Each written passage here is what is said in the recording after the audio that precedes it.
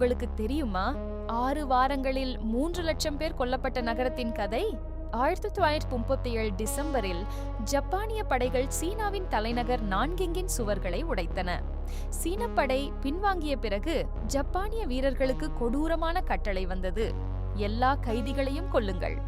அடுத்த 6 வாரங்களில் நடந்தது மனித வரலாற்றின் மிக கொடூரமான படுகொலை. யாங்சே ஆற்றின் கரையில் வெகுஜன மரண தண்டனைகள், பெண்கள் மற்றும் சிறுமிகள் மீது திட்டமிட்ட வன்முறை, அதிகாரிகள் இடையே போட்டி, யார் வாளால் 100 பேரை வேகமாக கொல்ல முடியும். வெளிநாட்டு மிஷனரிகள் மற்றும் வணிகர்கள் இந்த கொடுமைகளை ஆவணப்படுத்தினர். அவர்கள் சர்வதேச பாதுகாப்பு மண்டலத்தில் பொதுமக்களை காப்பாற்ற முயன்றனர். புகைப்பட ஆதாரங்கள் மற்றும் உயிர் பிழைத்தவர்களின் சாட்சியங்கள் இருந்தும் ஜப்பான் அரசு பல தசாப்தங்களாக இந்த படுகொலையை மறுத்து வந்தது. இதுதான் நான்கிங் படுகொலையின் கொடூர உண்மை.